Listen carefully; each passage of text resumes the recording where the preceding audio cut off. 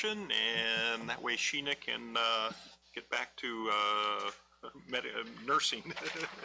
She's still sick? Yeah. Okay, take it away, Sheena. This is day 6. Oh, wow. I apologize. So, oh, a pen.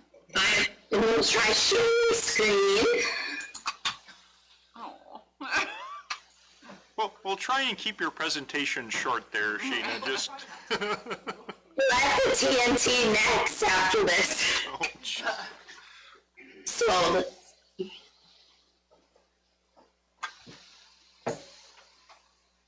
okay.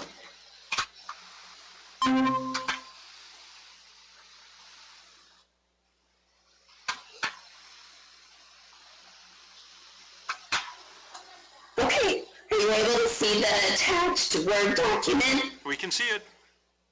Perfect. Okay. It's tiny. Yeah.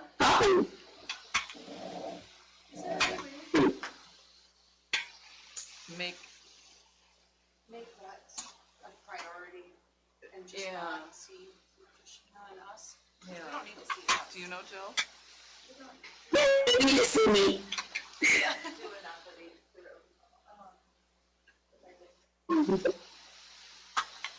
Oh, if you right click on and say don't watch on Sheena's or on ours, right there, don't watch. Oh, maybe it'll just make it. Oh, It seemed like a good idea. Never mind. That's one drawback between Google and Zoom. So, I think it might be on Sheena if you know how to maximize your document. Because she's presenting, so it should be her control. there you go. Either that, but we do have paper copies. We can go on without, Yeah. I mean, just Okay. don't spend too much time on it if you can figure it out. Then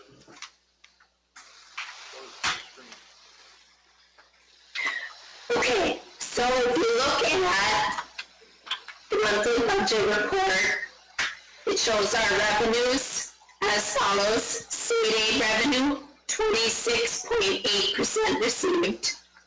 Federal revenues, 11.27% received. Levy county apportionment, 21.5% received. Local revenues, 57.8% received. Food service, 21% received.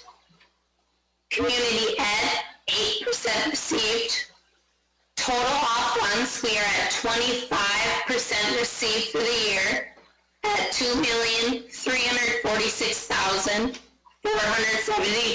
$2,346,472.80.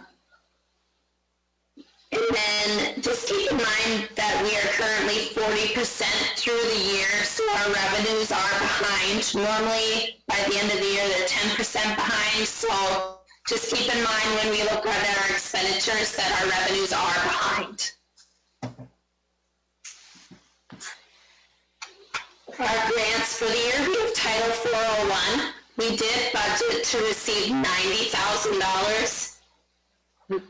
Once we submitted our application and it was accepted, we are going to receive $120,726.50. So that's great news. We did code a teacher and a para to Title 401. So we should be able to spend all those funds, no problem. Our Q1 expenses will be submitted tomorrow, and then our Q2 expenses will be submitted in January. Q1 was $9,845.34. For our expenditures, our salaries and wages are 23% expended. Employee benefits, 28.2% expended. Purchase services, 46.3% expended. Supplies and materials, 33.5% expended. Capital equipment, 12% expended. Food service, 24% expended.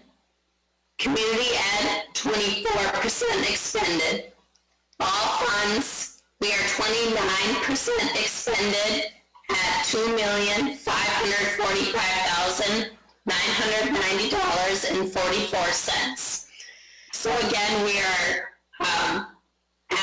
currently at 40% through the year, and our expenditures are at 29%. So our expenditures are looking good still, following over the course of the school year. Our salaries and wages run a little bit higher, and then by June they reduce significantly with the 9-month staff. But right now the budget's right on track. So if you look at the summary of all funds, we currently have a deficit of $118,517.64, and I would not worry about that at this point. In the month of November, our revenue was down just because we didn't receive much from the county for levy and county apportionment, and we didn't receive very much from the state. So we should see, every month we'll see, usually November is a bigger county payment, and then December again we'll get a larger state payment. So it'll just even out throughout the year.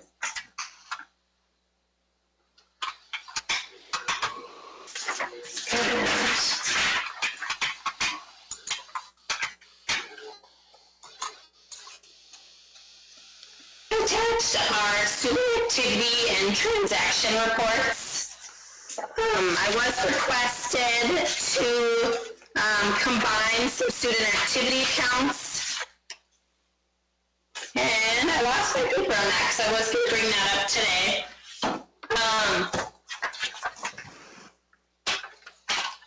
Mary Merchant, are you able to, here I found it. So we did discuss combining our elementary and high school PBIS accounts. Since Mary is now the principal of the elementary and the high school, it would make sense to combine these funds instead of keeping them separate, just used for the entire school. So we'll be making that change with our student activity accounts. And then we also set up that new athletic student activity account, which will be showing up. Also, we had over $1,000 in revenue in the month of November. Go ahead. Oh, she can hear us. Oh, yeah, Sheena, if you're okay, I just wanted to explain the rationale behind PBIS. In addition, so the other thing is the funds we generate are from the vending machines, and in the past there's been some money put into elementary. Well, I really feel that it's everybody who contributes to that. I mean, you'll see elementary kids using it, adults, high school kids. So to me, the other reason to combine it is it's really getting one revenue, so now we can support elementary PBIS with the vending machines as we do high school. And our committee is a unified elementary high school committee now for PBIS, so it all just makes more sense to be one. Can I ask a quick question? What does the acronym PBIS stand for? Positive Behavioral Interventions and Supports. Thank you.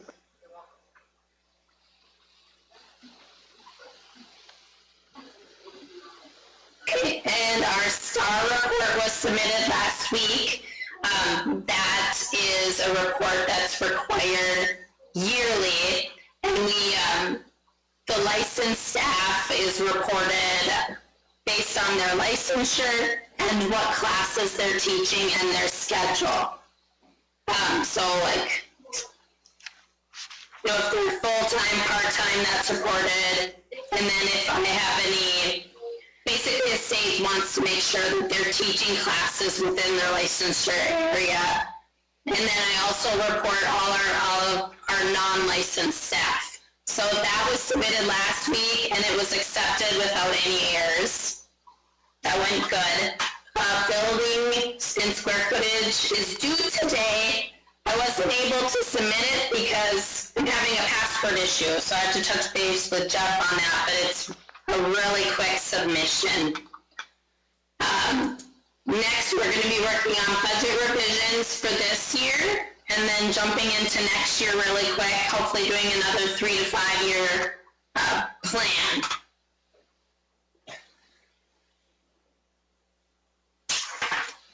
And I was asked at the last meeting how much money we had right now, just because last year we did take out a line of credit with the Border Bank, and we had someone ask what the reasoning was, and it was primarily due to a large bond payment that we had to make. So, which we won't have this year, we're not refunding, but I just wanted to show, I include this in every meeting packet, so I just wanted to just bring it up. Basically, I just add up, I use this template to add up our balances from each account. Let me see if this works.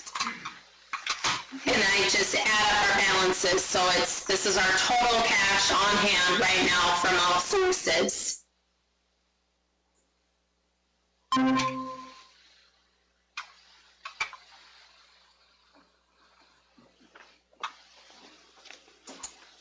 Okay, so when I'm doing my bank rec, I put this together just because it helps me make sure that I have my totals correct. And I just think it provides just a one-sheet summary of all our accounts. So as of November 30th, we had $2,003,678.72 in all of our accounts combined. What was it a year ago? You know? Oh, I can pull that up really quick.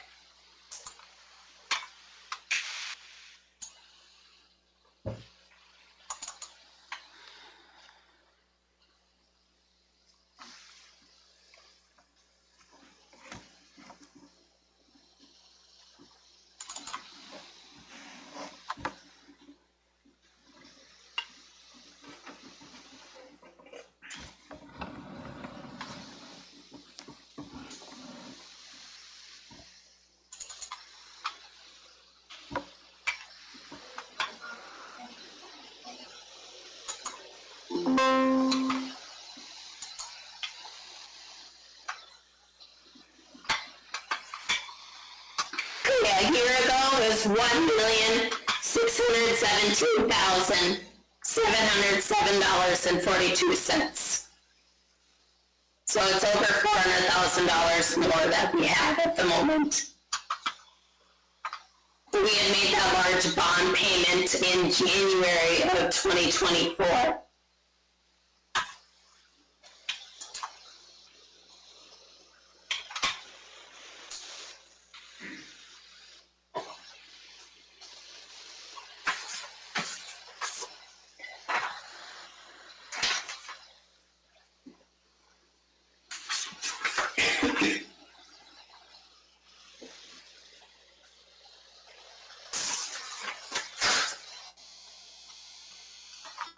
Any questions?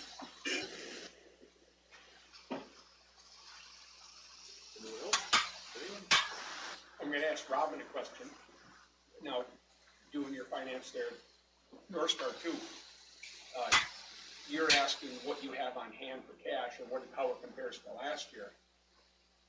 When you get that answer that we're $400,000 more flush than we were, does that make you feel comfortable? Or, I mean, I look at last December and say that was right around the time we really started becoming aware of what a precipitous slope we were on. Mm-hmm. And it's easy to lose that money very quickly. Is $400,000 a adequate buffer? I mean, are we still sort of teetering, or is that something that you're going to see really disappear come February, March? And you can answer that too, Sheena, but I'm just curious what Robin's curiosity about that was. Well, I mean, I'm just wondering what we've gained in ground. You know, we were worried about having enough cash on hand.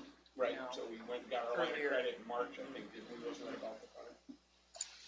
So it makes me feel better that we have, more on hand, so. And with more And then- contributions, Sheena, from the county and from the state, which should gain a little momentum here, should we see that increase a month from now? Yeah, we should have a larger state payment coming in December even. And I did get our bill from Ehlers just, I want to say, at the end of last week. So we owe them close to $900,000 next month. Again, but I feel comfortable with that. And we've made significant cuts this past year, this summer. So we're budgeted to be profitable, and I don't see that changing.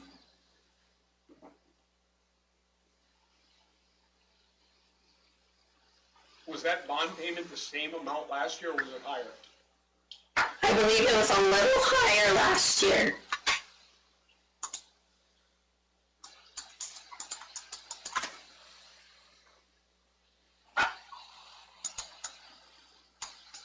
We have discussed different things that we can do to help with that. But I think we even need to be an SOD in order for some of those things to happen. I did work with Matt Hammer. What was it? Jeff, what was that called? Like, we sat down and I went through our revenues and expenditures for the year just to make sure we're on track and that we can handle the upcoming payments coming up. And just seeing if we needed any more financial assistance. And from the way it looked when Matt and I put the information together, we should be just fine. I don't remember what that spreadsheet was called, what he called it. I do remember when you guys were working on that. But a year ago, Matt Hammer wouldn't have been involved in sort of vetting out our finances, right? I mean, so he's got his fingers in that more. He was involved when we decided we needed to look at a line. Yeah, we reached out to him in January, I think. So he was involved with that, advising us as far as setting that up with our cash flow.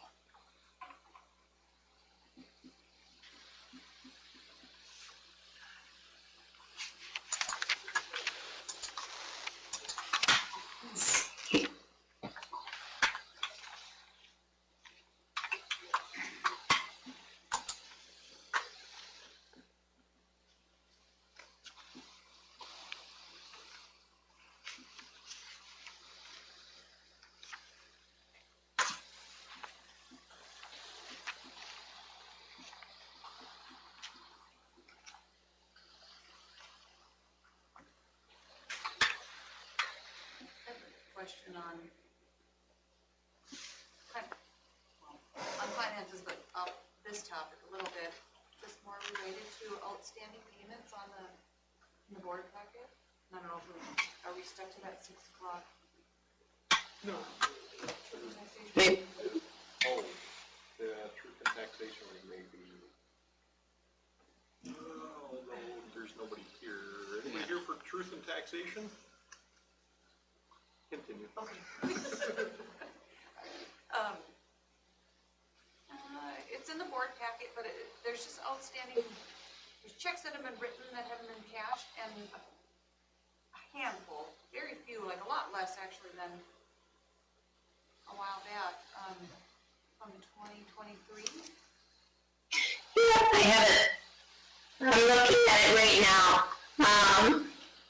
Yeah, gosh, when was it? Like last spring, I cleaned out and voided all our outstanding payments that we could. Yep. So we have Horizon Pool Supply, January 2023, $740.38. Yep. And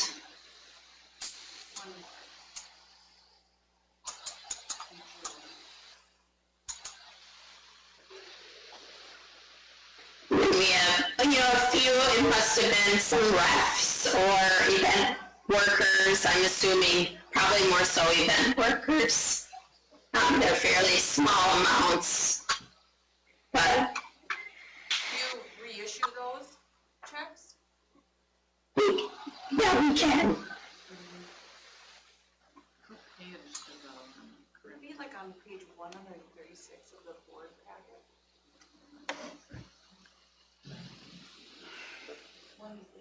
Yeah.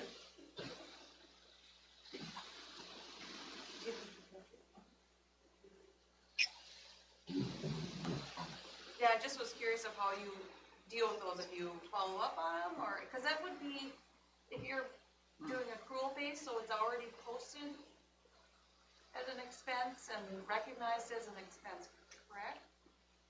Right, yep.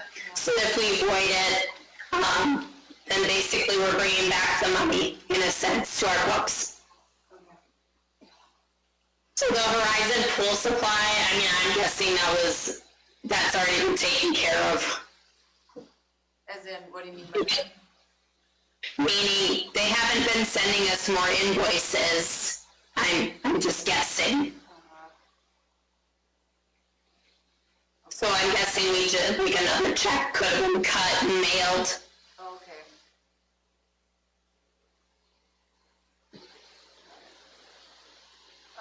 If it is event workers, which is possible, at the end of every season, we do a big swath of checks.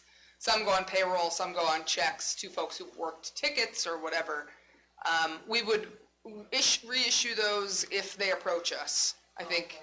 And then, like Sheena said, every couple of years, she goes through and kind of cleans up a year ago sort of thing. So we don't do a ton of tracking down, but I leave it to Sheena in terms of whenever she wants to get those offer books. Sure, okay. Normally the detail, like the check register, is in the board packet, and I don't think it was in this time. The detail, oh, Yeah. okay. I mean, you can Oh, I see, see. you can see, I have the regular check register. you can see them on the, like, bank statement, obviously, but that's just the images. And there's a lot in here. I mean, obviously with the, I just keep scrolling in case, like, it will go too fast, but I missed something. You're not talking about the payment register by bank and check? No, well, normally there's a, let me see, page 139. Normally there's a detailed one, so it takes each of these checks and it gives a line by line itemization of what the, Yeah. Yeah. Yeah, no, not what's on page 139. Yeah, the more, it's lengthier. I just noticed it wasn't in there, earlier today. So I don't know if you just wanna like send that separate, maybe. I'll run it and send it.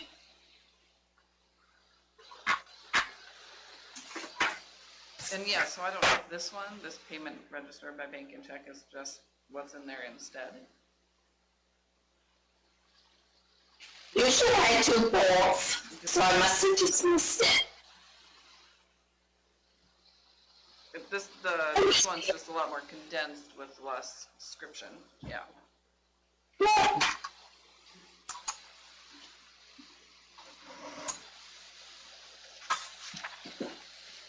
Yeah, this one gets really long with all the levy sheets included. I'm scrolling and looking at it, scroll and scroll and scroll.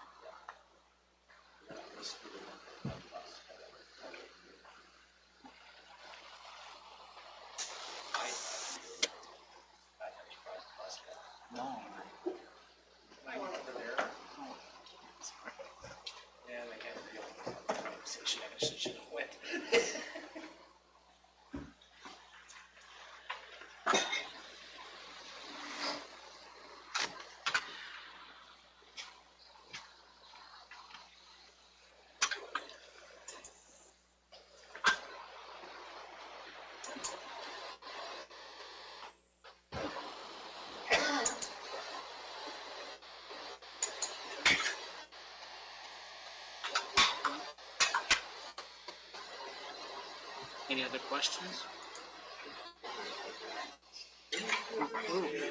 We can move on here, I think, unless there's questions, or did everything get answered that was asked? Okay, I guess that's it. Thanks, Sheena. Then she So can we need move to right move on. into the, Oh, now we get, yeah.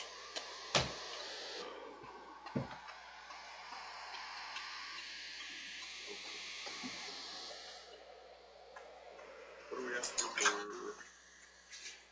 Sheena will do a presentation. Okay, She can so I hope replace for one. you can see this okay. You have a, in your, on your table, there's a packet.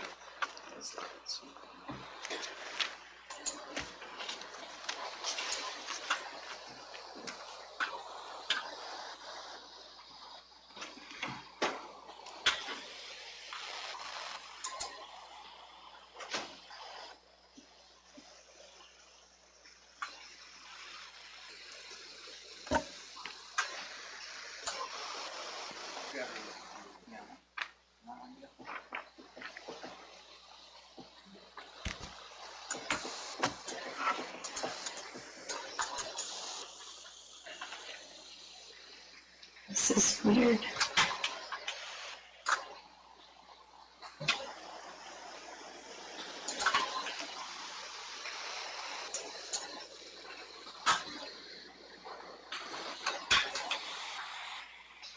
Trying to figure out how to share my page.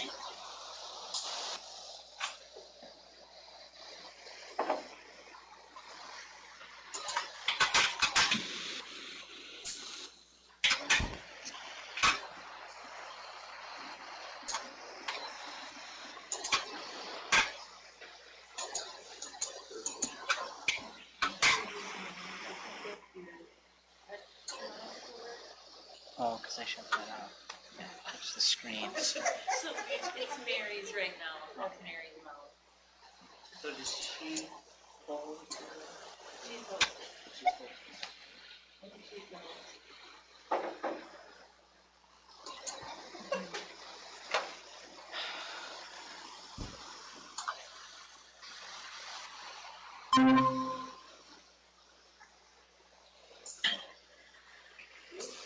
Okay.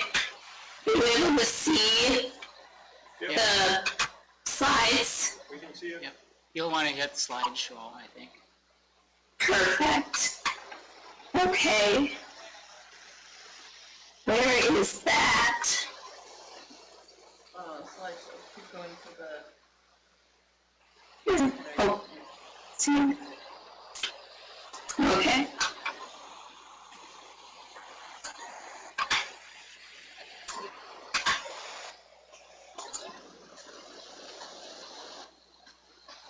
Okay. Okay.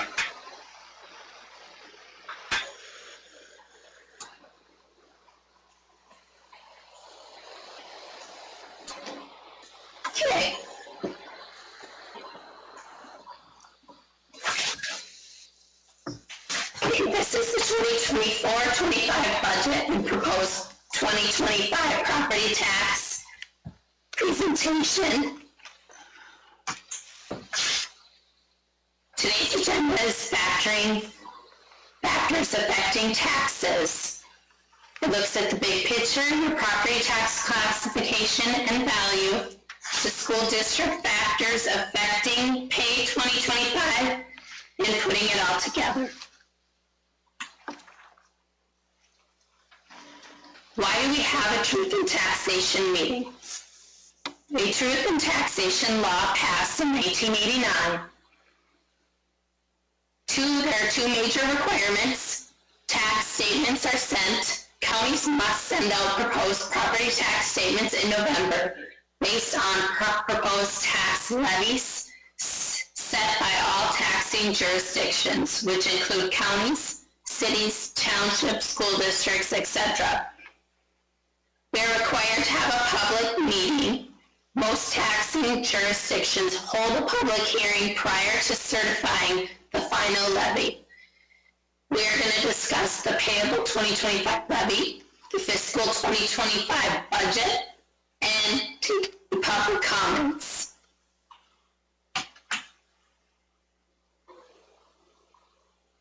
Who sets the school levy? Components of a district tax levy are either state formula set by the legislature. These comes in several, it's divided out through several areas, which include a general education formula, operating capital, career and tech, and the employment, etc. We also have voter approved as authorized by the state, which comes in form of an operating referendum or building bonds. How is my property tax determined? The county assessor determines market value for each parcel of property. The Minnesota legislature sets the formulas for tax capacity. These formulas determine how the tax burden is split on different types of property. These types of property are residential, commercial, ag, etc. The county auditor calculates the tax capacity for each parcel. The county auditor divides the total levy by the total tax capacity of the district to determine the tax rate needed. The tax rate is multiplied by each property's tax capacity. Certain levies are spread based on the market value rather than the tax capacity. This graph just shows the sources of general funds across the state.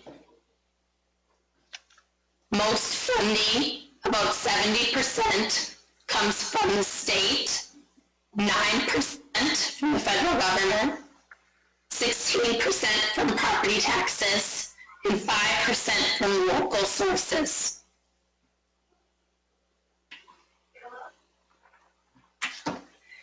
The next graph just shows basically the difference in the formula allowance that we receive per pupil weight, or per pupil unit, sorry, and then the adjusted pupil weight change. So if you look at 2025, the difference between what it actually is costing and what we're actually getting per student. So right now the funding trail difference is $1,364 per student.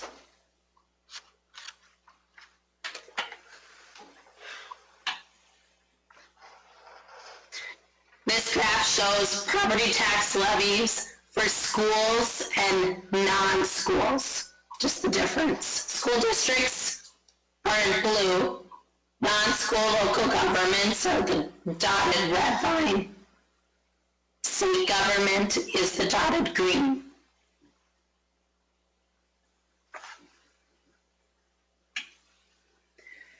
This is our 2024-2025 school year budget. For our general fund, our revenues will exceed expenditures by $148,076. For food service, our revenue will exceed expenses by $8,402.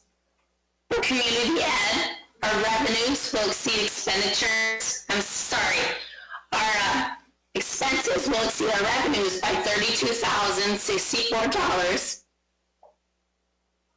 Fund 7, debt service, our revenues will exceed expenditures by $212,186.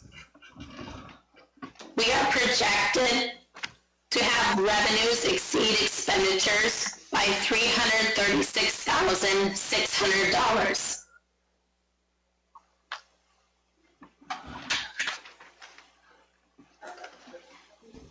Our levy 2024, page 2025, will result in a decrease of revenue of $13,171.28.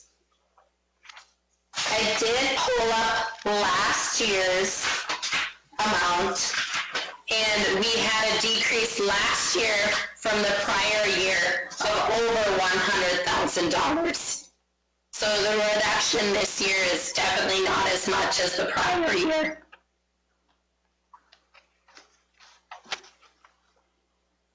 Our levy for 2025 will decrease due to our pool levy that we had last year. You can see those amounts on the slides. And based on our revenue projection model, our county apportionment for I made a typo. Our county apportionment for 2025 is matching what we received in 2024, which is $506,332.05. That's just what the projection showed when we entered in our projected enrollment for this fiscal year.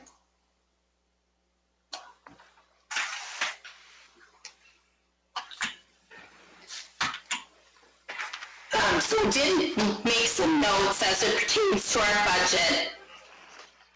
We made several more reductions for the 2024-2025 school year that we didn't have in the prior year. We did eliminate some paraprofessional support positions, teaching staff and a social worker. We did reduce our budget for instructional supplies and capital purchases significantly.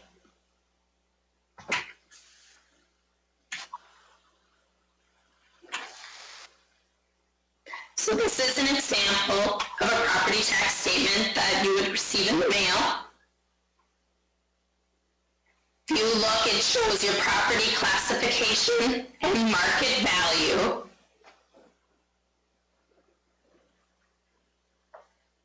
So it says the estimated market value, if there's a homestead exclusion, the taxable market value, and what your property classification is. And then your proposed tax should be right below that.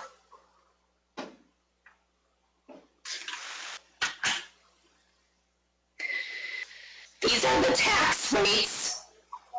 It shows the 2024 estimate for farm, 0.48%, seasonal rec, 0.79%, residential homestead, 1.14%, apartments, 1.43%, public utility, 2.5%, commercial industrial, 2.59%.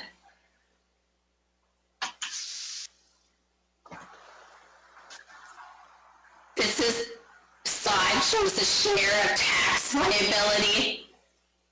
For the market value share, farms have a share of 18.9%, seasonal rec residential 4.2%, commercial industrial 12.7%, residential homestead 57.7%, and other residential 6.5%. Share net taxes, which is payable in 2024, for farms is 6.8%, seasonal rec, residential 2.6%, commercial and industrial 28.8%, residential homes 54.2%, and other residential 7.7%.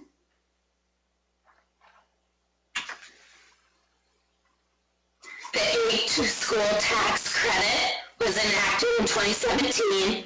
It affects all existing Fund 7 debt levies except OPEB. It provides reductions for farmers and timber owners. It will remain at 70% in 2025. This revenue comes from state income, sales, and other tax revenue. So if you look at the graph, it shows that we have remained at 70% for a tax credit on bonds since 2023.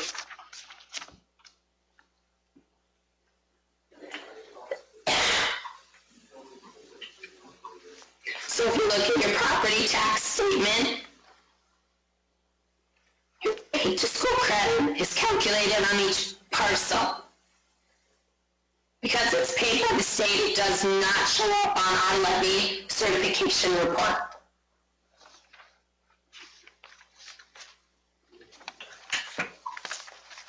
This graph just shows how different school districts and counties compare in total to the whole state for the A2 school credit. So if you look at Lake of the Woods, we are below the median of $186,185.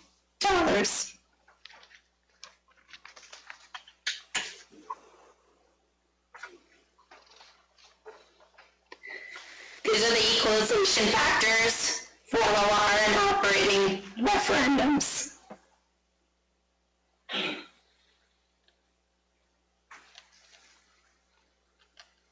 We bring spiked here. Oops. Maybe it's the next one. So the possible reasons for changes to your parcel could be change in value or classification of your property, change in enrollment numbers of the district, change in valuation of property in the district, local decisions and requirements, adjustment for prior years, and any legislative changes. How does our district compare in operating referendum revenue? So if you look at Lake of the Woods, our district is at $513 per pupil. The median amount is $513. The upper value is $1,025. So, Sheena, that might be a typo. Yes. 'Cause our district's is 24 per APU for operating revenue. Because we're below we're not at the median. Oh, I'm sorry. You're right. It is.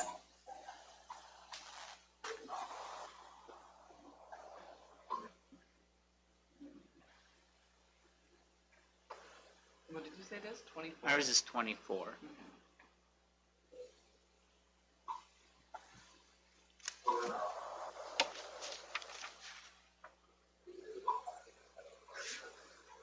So our total is 748.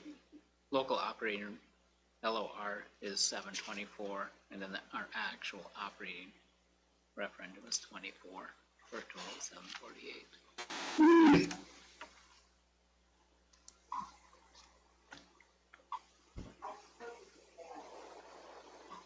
How does our district compare in referendum market value per residential per people unit? Sorry.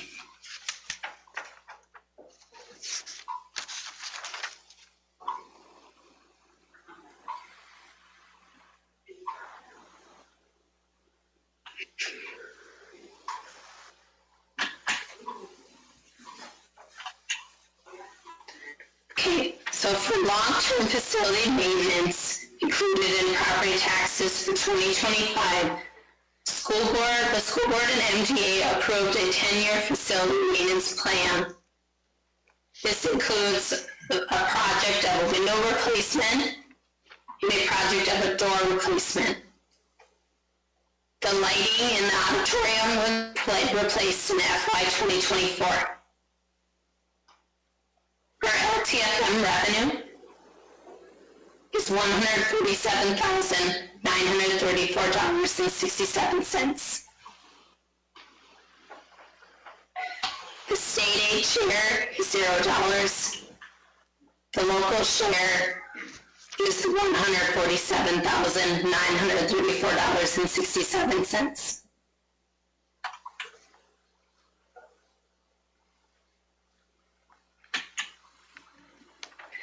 This is our proposed pay 2025 levy for Lake of the Woods.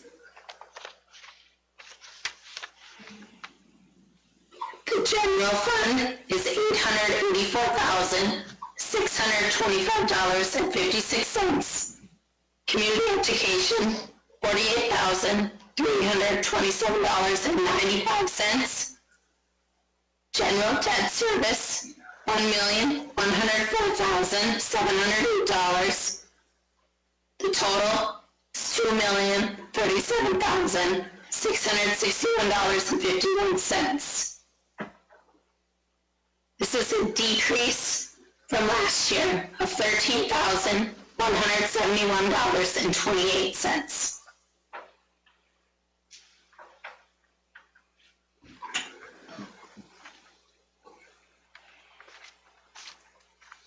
Okay, and that concludes our truth and taxation presentation.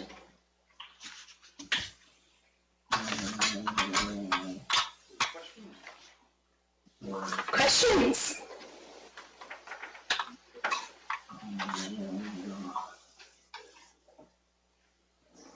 Nobody's got any here.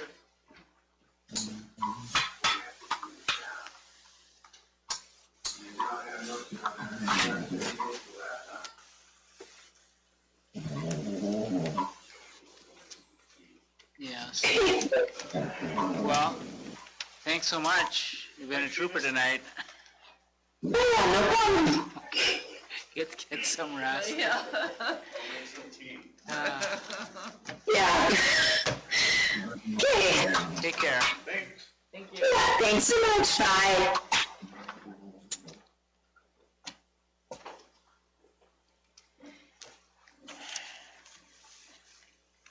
Go on to the citizens forum. Anyone? Anyone? Reports. Board committees. Did any meet? Not forestry, Yeah. day off from school. Tomorrow. Okay, no board committees, and we'll segue right into Jeff as soon as he's ready.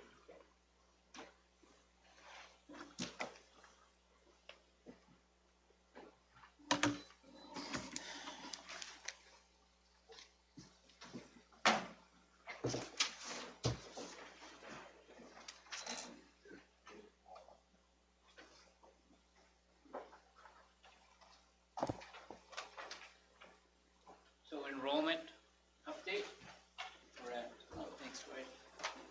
We're at 422 total enrollment for K-12. Elementary is at 196, and 6th through 4th grade is at 226. I think last month I reported that we were at 420. Staffing update, I did send out in the board packet. We did have a custodian who suffered a broken hip. When he'll be back. So we're recommending tonight that we hire Jonathan to go from half-time to full-time. Nelson's are gonna take care of the snow removal, the salting, and the morning checks. JD or Jonathan will be doing some part-time custodial, 4 to 6 hours. And then 2 to 4 hours helping Dale on the bus go up. So his schedule will be kind of flexible based on what our needs are. Any questions on any of that?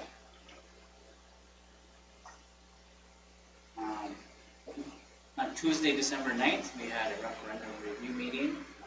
That was with myself, several representatives from Trask Anderson, Trask, and Robin were there. And basically, it was just a preliminary check on basically informal discussion about the vote on our referendum, how we got there, what if any feedback from the community we've had since the vote, and kind of some discussions on what might be the board's appetite for going back to the voters. So I'm recommending that we schedule a board workshop with Trask Anderson in early February to continue this conversation with the board and begin the process of addressing the financial and facility needs. If we were going to go out for another bond referendum in this next year, for example, if we did an August 12th election, March 25th would be the review and comment deadline. If we waited till November 4th, June 17th. So it's kind of some deadlines. By November 4th election, we will have to do a special election for Jim's seat.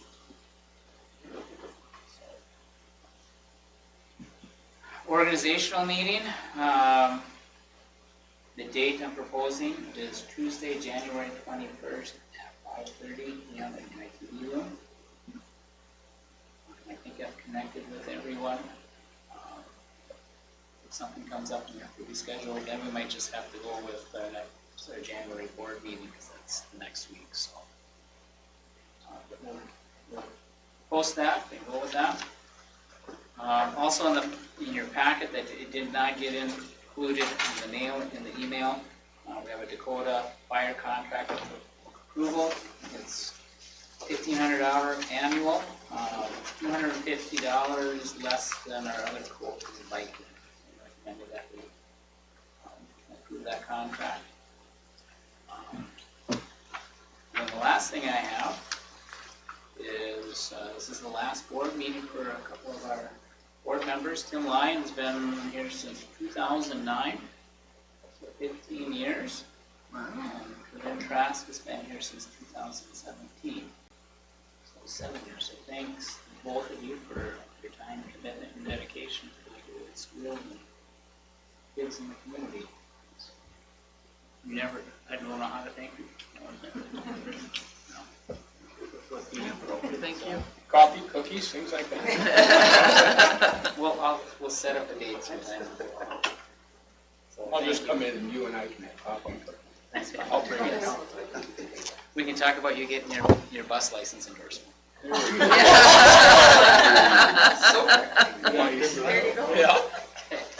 Not letting go of you that easy. Any questions? How are the roads They're sketchy. This, tonight? not fun. Well, we just got back from driving the bus not too long ago, so. And I had a One little of bit the of a, secondary and gravel roads that I'm curious about. Long Point, they're not the greatest. Yeah. So, but we made it through.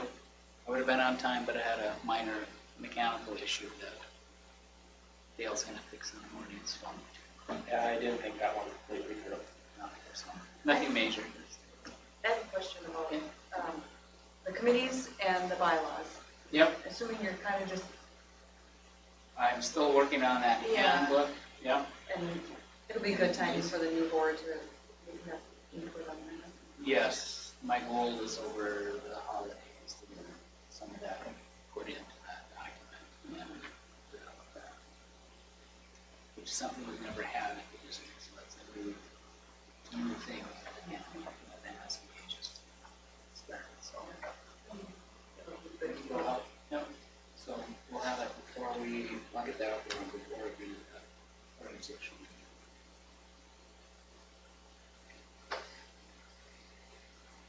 That's all I have. Okay. And looks like Mary's up next.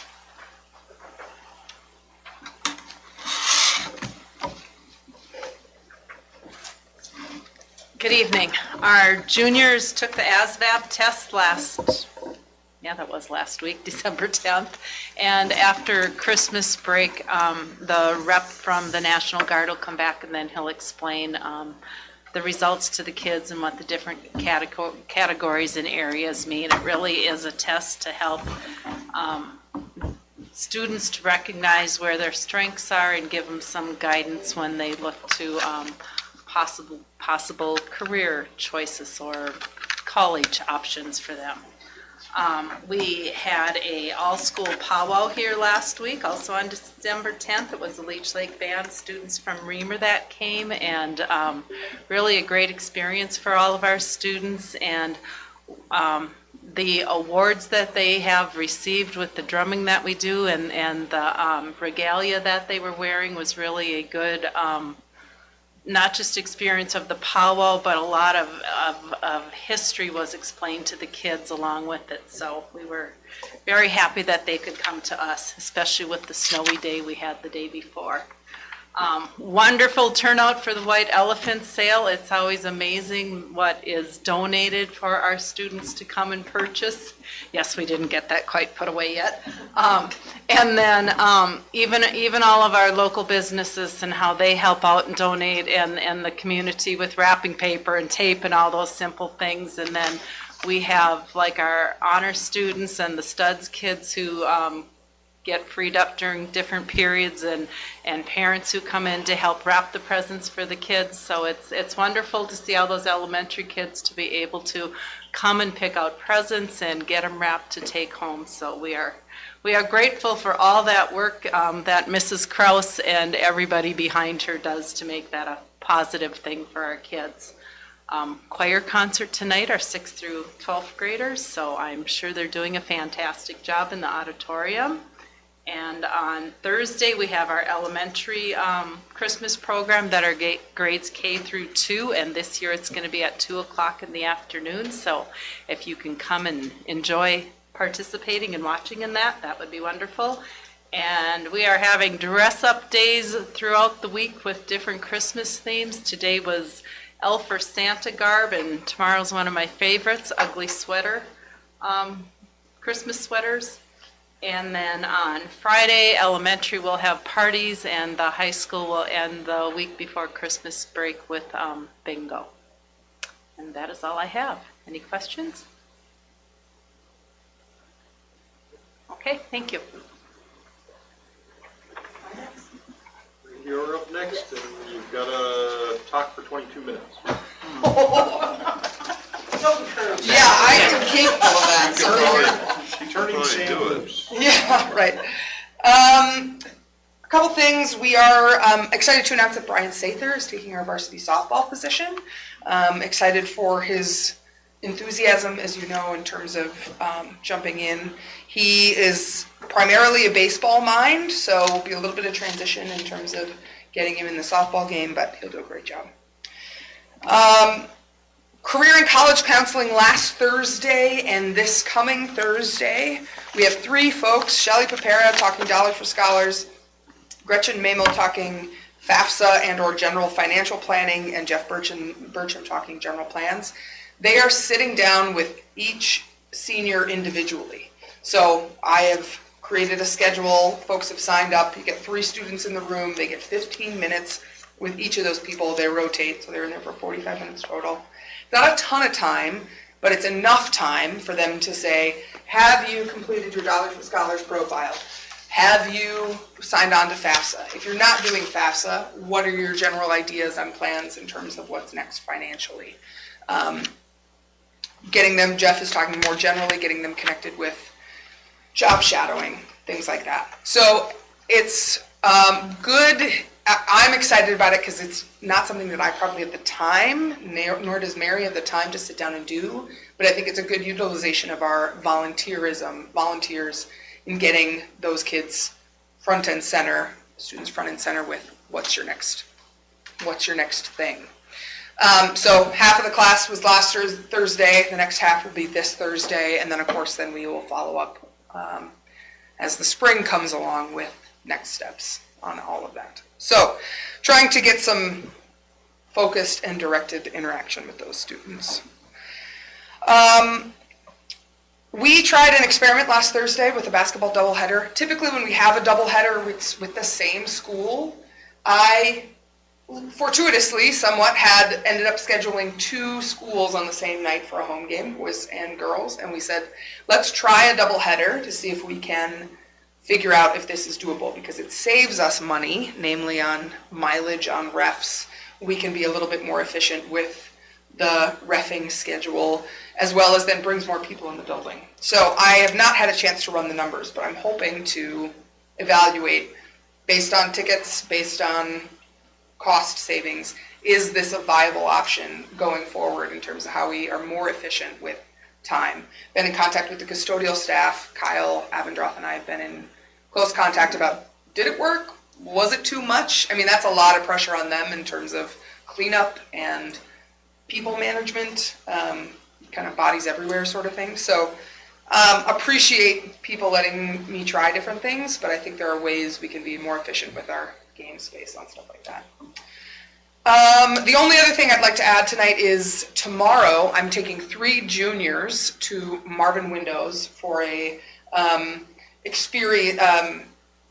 It's kind of a test student experience. So we're taking 3 juniors to say, this is what we'd like to run a potential 10th grade class through. What's your feedback on the information that you're getting? What information would you like? We're going to get a tour of the plant, which I have never had, so I'm quite excited.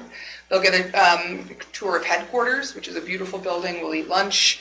And then Marvin will also get the chance to ask those students, what's information or education we can offer you as you step into the next phase of your life. So excited to partner with them on getting our students connected with opportunities there.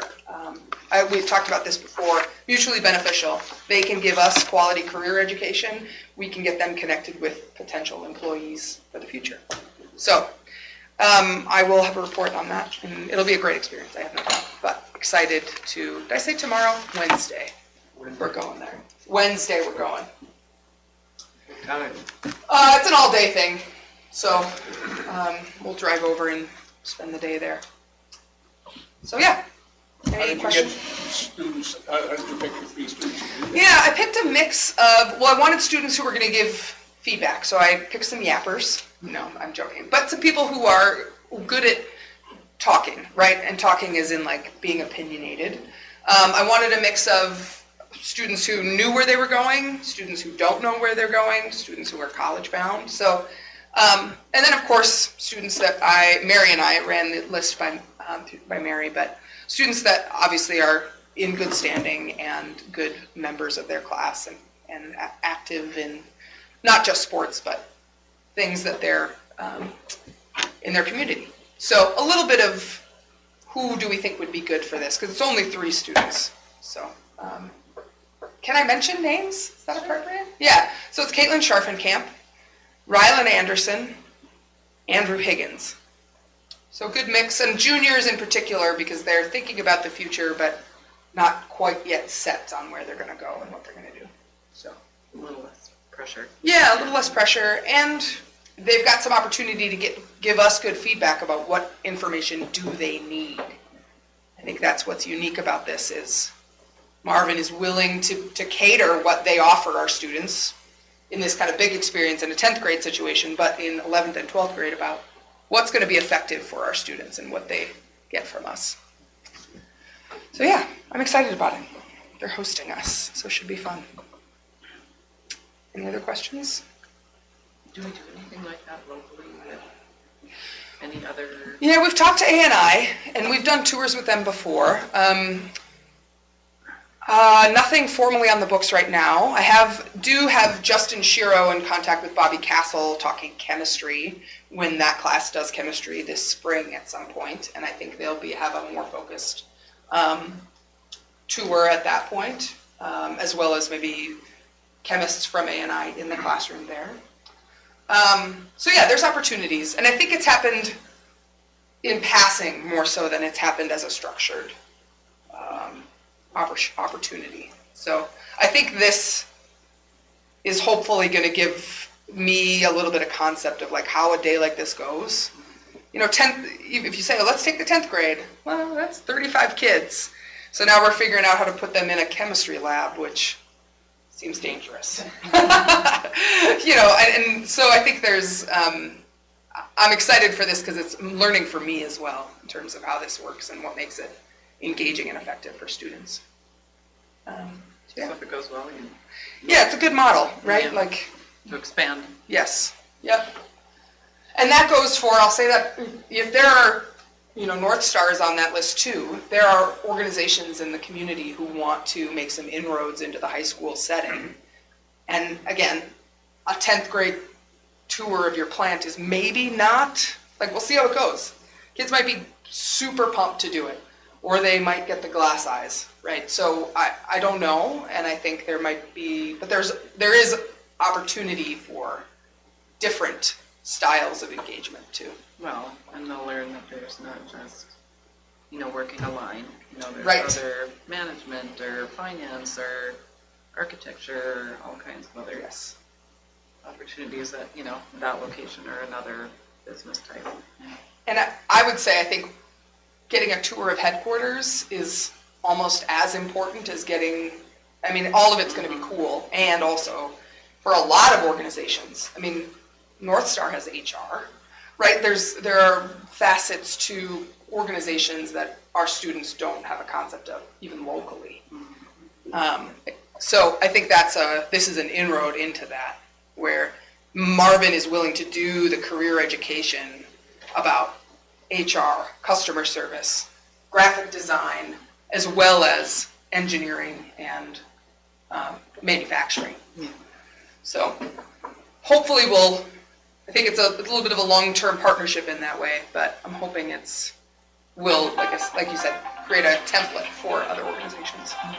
We also, while we're talking about it, have been scheming this summer, which will give me a full school year under my belt as this college and career. Would like to get a crew together to say, okay, starting in 9th grade, what's the roadmap for career and college decision making? So in 9th grade, you're going to get X, Y, Z. In 10th grade, you get careers class and ABC. In 11th grade, you get this. In 12th grade, you get this. Because we do a lot. And you've heard Mary talk about this over the years. You hear me talk about this stuff. But when a student gets to 9th grade orientation, and that's the place I think it becomes kind of a rubber hits the road. Here's a one sheet. 2 parents, this is what you can expect. You're going to forget this by the time your kid's in junior, but at least you have a concept of, one, who you can talk to, and what's the kind of roadmap that your student will experience between here and their senior year. These meetings will be on that, right? So that's my hope. So it's a little bit more clear, because there is a lot happening. It's just a matter of kind of channeling it into a place that you can find that stuff. Is that 22 minutes? Nope, you gotta keep going. Pretty close, though. You got 10 more minutes. No, I'm not Whatever you doing want to that. talk about. I'm done, though, right? Anything else? Good? Okay. We do have a school forest committee meeting tomorrow night at 5:30. So, you still have one more meeting to go to. Yep. I might be just a tad late, because I think I got a flood at 5:30, so. Yep. But we'll be talking about, and I don't have it with me, so I don't want to go too far down into the weeds with it. But we've been looking at the school-owned properties, and I think there's a couple properties we're gonna discuss tomorrow night as far as doing an application to classify them as a school forest. One of the pieces is the 40 acres on the south side of the school here that we used to rent out for hay ground. It doesn't look like much of a school forest, but if you plant trees, someday it will be. So that's kind of the direction we're going with that, maybe, possibly. And I don't know how to describe the other 40-acre. Basically another mile south. Mile south, I think. Yeah. It's adjacent to some county or state land. So that has potential of being another designated school forest. And the purpose being tax, Yeah, lack of tax. yeah. And then there's that other, is it 120, the swampland out north? Just across from Weibel I Farm. think it's 160. Taxes are, I don't have the exact, taxes are about $200, and then there's another $200 and some ditch assessment on there. I don't think it would be much of a school forest. That access to it's not the greatest. So that might be something to propose to after January to maybe look at selling that property. Because right now it's just costing us $400 a year on taxes and ditch assessment, and so then we'll discuss our candlelight ski and look for volunteers for grooming the trail with machines that are operating at the time. And Yeah, do you have tracks on yet? no, Nor do I, but I'm gonna put them on this week, I guess. my machine's on the trailer heading to the mechanic, cause it's gonna need more than tracks put on it right now. But it'll get fixed sooner. Yeah, they got a potential third party who was offered that, actually, we have to go to them, they came to us and said, I got a machine and they do some good and stuff. Perfect, good, that would be helpful. Have them ready for the break. Yep. Yep.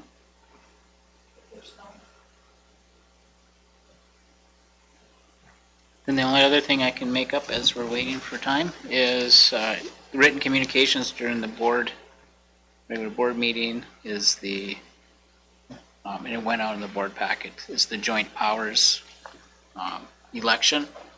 So if you feel that you want to fill out a ballot, they're right here. Nominate Tim. That's ironic, I filled one out before you last time. Could have got his name on the list, but it's too late. So the ballot's on the second page if you want to fill that out, and just leave it here, and then I'll put it in the envelope and mail it. And I think that's only if anybody wants to do it, right, or do we have? it's not a requirement. It's Anybody interested? What's the advantage of having that? it's a legal formality that they have to go through. So last month we talked about it, and we didn't nominate anyone. There's a list of 4 or 5 people on the ballot. So now everyone that is part of the Region 1 co-op votes. Or I think there's 3 open seats, so it's just going through the process. You probably won't know anyone on the list, I don't know, but, Yeah. so, Kind of like voting for judges. Yeah. yes, yeah. But is there an advantage to getting one of our names on that list? I mean, you get some kind of benefit, or your school get a little more voice, or? Well, you have a voice on the board of directors, so it can make a difference, I guess. It's, I mean, is that just a conduit to the state legislature kind of thing? some of it, they do some lobbying, because that's where we get some of our E-rate, is run through Region 1. But a lot of it is the services that we get. Our synergy comes through Region 1. So, and how they, provide services to the school, so.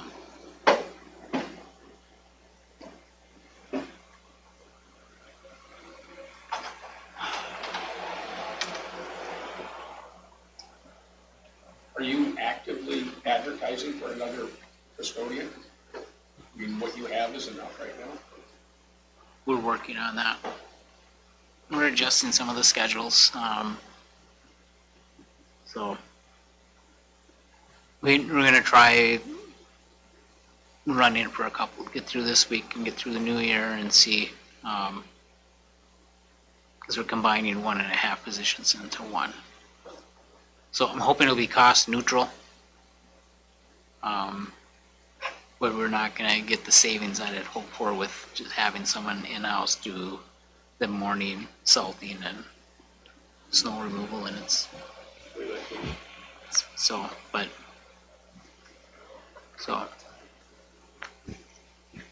if we can absorb it and not have to hire another half-time position,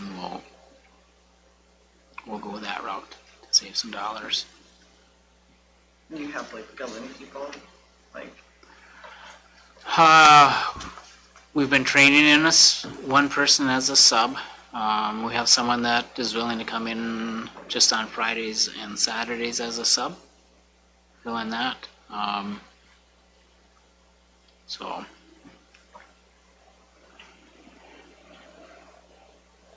And obviously, you're looking for bus people still. I mean, that's just not. I think that's just gonna be an ongoing thing, whether it's a sub.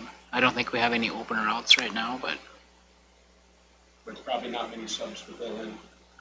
we have a few dedicated but there's, especially in the spring, we'll see it gets pretty tough to get all the vehicles where they need to go, and Who creates the routes? John Botko. Does he have software to do that? I don't know. I don't think he No, does we any software. Tried Yeah, the software, and we are too small to make it economically work. it's more of a, there's a map, and we go from there. Right now, we've pretty much got them all stuff like our weekend. 6 buses, I think that's what I saw. Yeah, we took a route off for this year. So we're down to six full-time routes with the exception of the minibus for the sped. And what's the earliest pickup time? That'd be probably That on would be mine. you at probably 6:18 in the morning. 6:18 in the morning, out by. That's a 45-minute trip to get there Mm-hmm, from the school. on a good day, but, no. You're going west on that one, or north? It's that's north. north and then east. It's out by Winterset, out in that area. I think the farthest one out, there's one out by Rocky, out by Arneson. Yeah. But that's not a morning route, so it's an afternoon route. Then we're over by Swift and over by Birchdale and down to Hay Creek and Carp. Yeah. We're still covering the same mileage with fewer buses, but There is companies out there that do routing, but they will come in, they say, well, we can save you $100,000 next year on your transportation costs, but they're gonna bill you for 50. But is what they do is they basically take a bus and just fill it full of kids. They don't care if they're on the bus for 4 or 8 hours. They just take a bus and fill it. I would think that just the distances just about makes its own route. Yeah. I mean, it's gonna be a few details, because if you're going up to Rocky Point, Winterset, and then Birchdale and Swift and Hay Creek, there's what, 5 buses right off of that, and then you work your way back in. The 6th one would be the Lake Road. Yeah. Do all the buses go pick people up in town too? No. I don't. Richard doesn't, you don't, and everybody else does. I do go through Williams, so.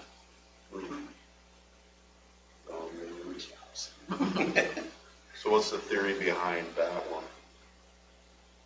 Behind 3 buses going through town? It was to fill them up to cut the one bus. Because the one bus we cut is the one that picked up probably 40 kids in town. So we brought another bus into town to pick up that slack. Help pick up that, part of that slack. No, we had one failure in that, and, you know, it would work. There was 110 kids assigned to that bus, and if everybody rode, we would have been more than legally screwed. So we made another adjustment and brought another bus in to help pick up that 40 kids that we, from the route that we pulled.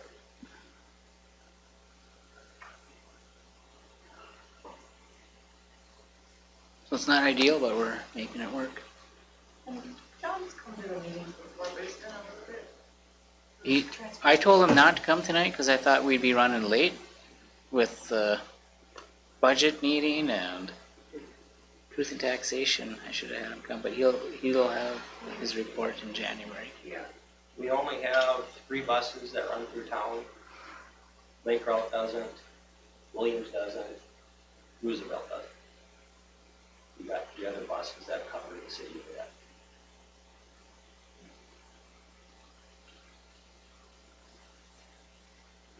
Well, it is 7, so Yeah, we did it.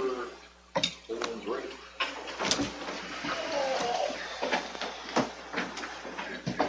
Allegiance to the flag of the United States of America, and to the republic for which it stands, one nation, under God, indivisible, with liberty and justice for all.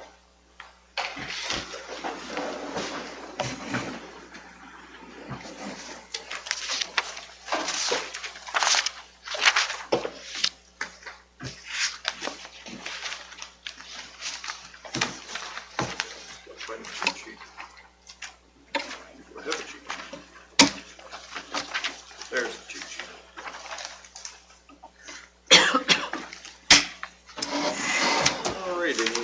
second to approve the December 16th, 2024 meeting agenda. We'll make a motion. Second by Lyon. Sonstagard, second by Lyon. Any discussion? Any changes? Otherwise, we're good to go. No changes. Okay. We're good. All in favor, signify by saying aye. Aye. All opposed, same sign. Motion carries. The board presenters? We had mentioned written communications. Old business? New business? Need a motion and a second to approve the November 25th, 2024 regular school board meeting minutes. Motion by Lyon. Motion by Lyon, Second, Trask. second by Trask. Any discussion? All in favor, signify by saying aye. Aye. All opposed, same sign. Motion carries. I need a motion and a second to approve the invoices, financial statements, bank reconciliations, wire transfers, and purchase card statement. I'll make a motion. Motion by Sonstagard, Second by Lyon. second by Lyon. Any discussion with that? All in favor, signify by saying aye. Aye. All opposed, same sign. Motion carries. Approval of minutes, appointments. I needed a motion and a second to approve the appointments as presented. Appointments. Jonathan Messenbrink, full-time custodian and assistant bus mechanic. Brian Sather, varsity softball coach. Motion by Hack. Motion by Hack, Second by Lyon. second by Lyon. Any discussion there? All in favor, signify by saying aye. Aye. All opposed, same sign. Motion carries. Need a motion and second to approve the policies as presented. They are 503, student attendance, 506, student discipline, 522, Title IX, sex non-discrimination policy, grievance procedure and process, 601, school district curriculum and instruction, 606.5, library materials, 613, graduation requirements, 616, school district system accountability, 620, credit for learning, 806, crisis management. I'll make that motion. Motion by Trask, Second by Lyon. second by Lyon. Any discussion with any of those? So every time we have this, there's policies that are presented. Where are those policies at? They were in the board, in the packet. In the packet? Yep. They were at the end of this one. But all the policies are on the website. They're all on the website. These are just, I'm sorry, keep going. so these policies, during the last legislative session, there's changes. And normally, if it's just very minimal changes, there's no changes to the meaning. Or if it's something that's required by law, we do one reading and approval. If there's other things where there's lots of changes, there's 3 readings. So some could come back in the future where they come back to 3 board meetings so that the public has a chance to read through them and ask questions before it's finally approved. So these all fit mostly it's legislative changes. Yeah, so it's like this 506 student discipline, original in 1995. And sometimes it'll say like all the readings or whatever. Yeah. So the original was in 95 and then they have the rev. And then if they do another rev, it'll be 2024. Yeah. Okay. But, and then it'd be like here, sorry, text in red is your, Oh, gotcha. what was added, or if there were strike-throughs, then it would be. And usually in the board packet, it's showing In the board packet, when you open them up, you'll see red. You'll see the changes. Sometimes you'll even see Cross off. the person that's putting in the changes. Like 506 just adds unscheduled student removal provision, and that was a statute. So that's kind of how that works. And then the policy committee in the past has, sometimes we've reviewed them, and if there's more things like Mary needs to deal with, then she'll just kind of take it in. Yeah. It's a lot to look at though. Yes, Do you it still is. keep a 3-ring binder of tangibly in the office, or is it all online now? I have some old ones, just for nostalgia, in my, Well, it wasn't too long ago, I could remember you still clipping them in there. yeah, You it's know? like Yeah, that it was thick. like- We can present the binder to him on the party of the board. There, a parting Like gift. a wheelbarrow, huh? Yeah. Yeah. Cause there's like those 300 series and 400 series. Yeah. In the last two sessions, especially the last one, it's a lot of legislative changes, way more than normal. Policy committee used to meet monthly, Yeah, and I'm trying to get it to quarterly, just to be respectful of people's time, and Sometimes it is like just really. it's really, yeah, yeah.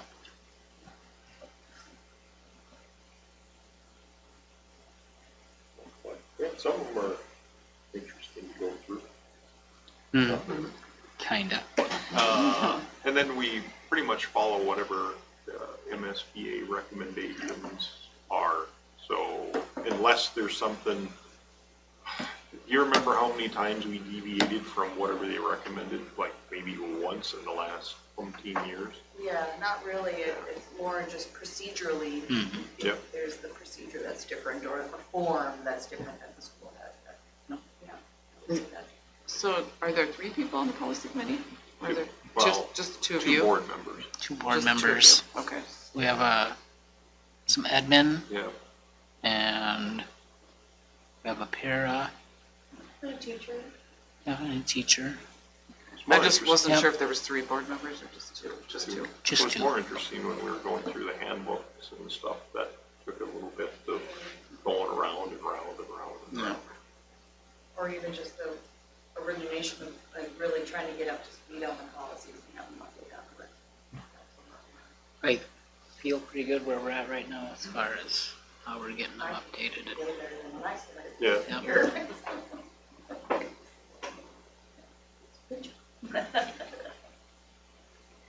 Only took 7 years. Any more discussion? Any other questions? All in favor signify by saying aye. Aye. All opposed, same sign. Motion carries. You guys forgot we were in a motion in a second.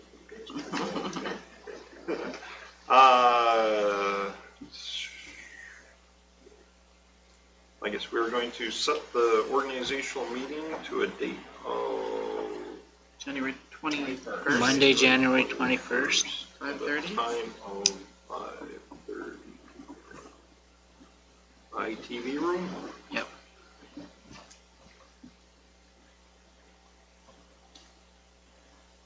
Okay, that's a statement. Need a motion and a second to approve resolution 2024/25-22 to set the property tax levy at,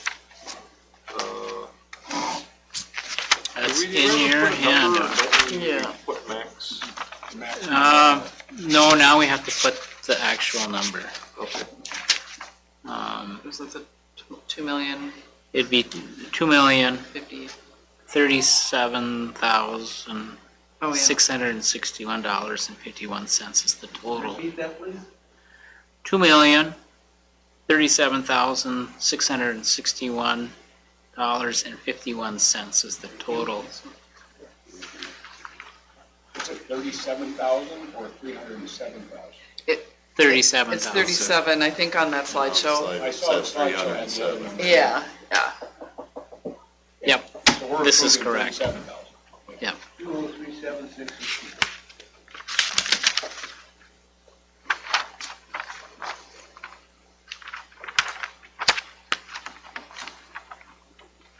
if I ask for a motion, I must not have got the dollar amount. Any motion? I'll make a motion. Second to, yeah, we got the dollar amount for April 2025. Motion by Sonstgaard, Second by line. second by Lyman.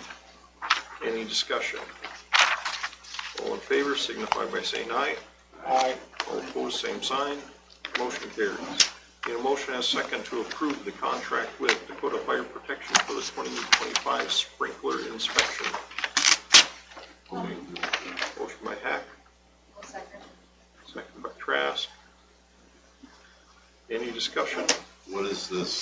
Is this an insurance thing? Or it's a requirement. Like an annual, Yeah. Sprinkler inspection.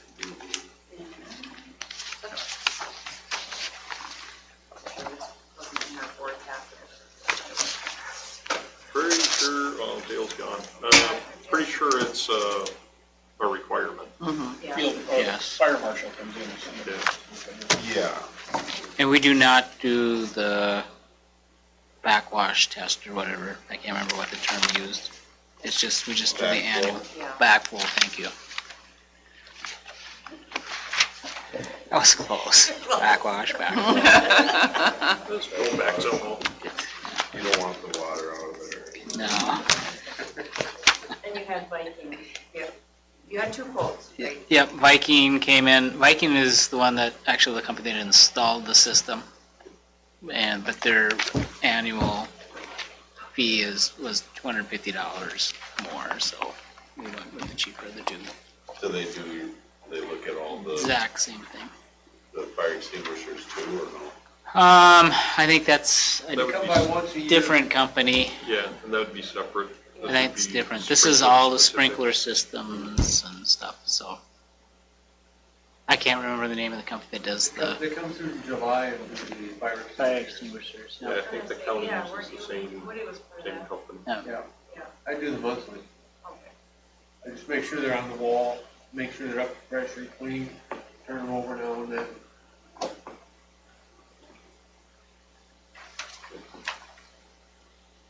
Any other discussion? All in favor signify by saying aye. Aye. All opposed, same sign. Motion carries. And we will call Tim Lyon's last board meeting closed at 7:13 p.m. What about me? Oh, I Trent's was too, late too. yeah. Sorry, Goodness. I know. He's down there offering coffee and cookies. Sorry for it. I'm not going too far. Well, Tim and Corinne, I want to thank you for being board members. I have very much appreciated working with both of you and feeling like I've always had your support. So thank you for all your years of service. It's greatly appreciated. I know how much work it is.